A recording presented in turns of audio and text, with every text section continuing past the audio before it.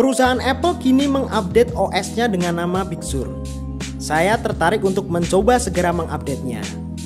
Setelah pertama saya selesai update, Big Sur menyajikan tampilannya yang tambah keren. Dengan first impression tampilannya terlihat lebih luas, dan icon di dalam docknya berubah menjadi bentuk pertama yang agak kasar dan tegas. Kini diganti agak lebih halus di setiap sudutnya dan sedikit ditambah efek shadow yang terlihat lebih 3D. Kita lihat dari icon launchpad yang berubah. Safari yang tadinya bulat dan sekarang menjadi kotak, juga icon-icon lainnya. Kita lihat dari menu bar di atas. Terlihat di sini ikonnya pun banyak berubah, seperti adanya sekarang notification center dan control center yang di dalamnya terdapat WiFi, Bluetooth, AirDrop, brightness dan lain-lain.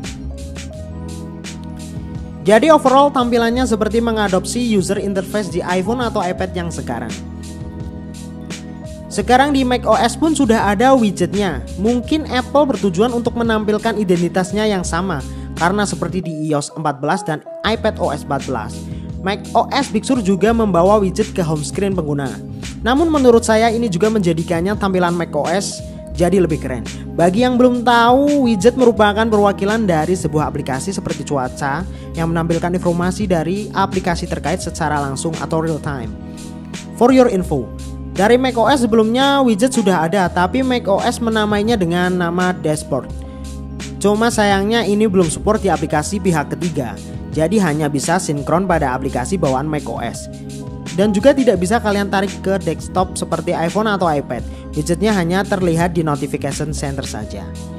Selanjutnya kita coba ke Safari. Ini termasuk perubahan besar terhadap Safari di OS Big Sur. Dengan perombakannya besar-besaran, kini Safari dapat membuat situs yang paling sering dikunjungi dengan lebih cepat dan memiliki kemampuan manajemen tab yang sangat baik. Selain itu, terdapat pula fitur privasi berupa tombol laporan untuk melihat bagaimana sebuah situs melacak data pengguna dan memantau apakah password pengguna digunakan untuk pelanggaran keamanan. Di sini kita juga bisa customize search page-nya, mengganti foto atau gambar lain. Untuk kesan pertamanya emang wow keren. Dan tampilannya semakin lengkap juga, tidak cuma favorit saja. Ada privacy report, Siri suggestion, sampai reading list ada semua. Oh ya, dan juga kita bisa mengcustom apa saja yang akan ditampilkan di suggestion start page-nya. Tinggal centang-centang seperti ini. Dan sekarang Safari juga bisa mematikan tracker yang bisa dibuat untuk profiling saat kita membuka website. Dan juga bisa menampilkan beberapa tracker yang mencoba nge-track di suatu website yang kalian buka. Dan untuk orang yang suka browsing dengan banyak tab, dengan mengarahkan kursor ke tabnya kita bisa melihat pratinjau halamannya. Dan ini juga memudahkan untuk menemukan hal yang kita tuju, karena di tabnya sekarang ada icon kecil menunjukkan websitenya. Dan kalian yang punya iMac atau monitor 4K bisa kalian menikmati nonton film dari Netflix atau lainnya, asalkan kalian sudah menggunakan T2 chips yang dirilis tahun 2018. Juga Big Sur membuat maps lebih detail. Sekarang sudah support guide, indoor maps, juga bisa untuk melihat kondisi jalanan dengan sudut pandang 360 derajat lewat fitur yang dinamakan look around. Dan juga sudah bisa plan rute di Mac dan di-share ke iPhone kita. Namun sayang ini belum teroptimasi di Indonesia. Semoga Apple juga melengkapinya untuk map di Indonesia.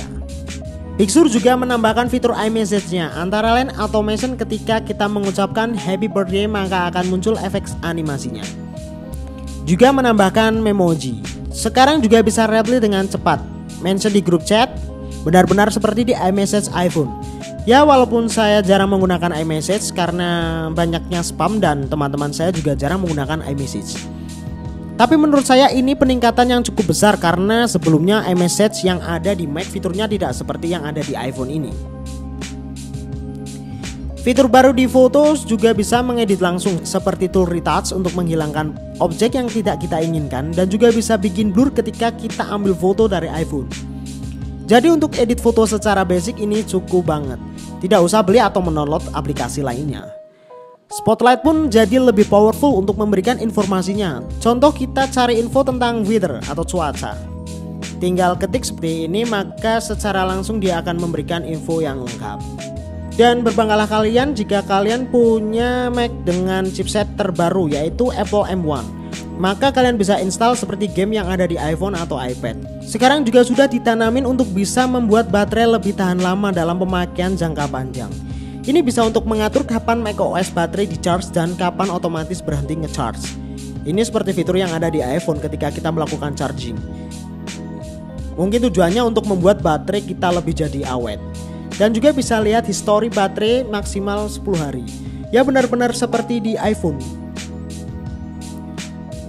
Dan yang terakhir ada dictionary. Dan saya cukup senang karena di sini sudah ada English Indonesia dan sebaliknya. Oke, untuk peringatan dari saya bagi kalian yang punya aplikasi atau software dengan versi yang lama, silakan update supaya bisa berjalan di macOS Big Sur. Dan sedikit pengakuan dari saya, ketika menggunakan macOS Big Sur, Mac saya berkurang lemotnya, jadi lebih enteng. Oke, kurang lebih itu review simple macOS Big Sur versi Wildlife. Semoga video ini bermanfaat untuk kalian. Jangan lupa like, comment, share, and subscribe. Saya Yaya Kurniawan dan thanks for watching.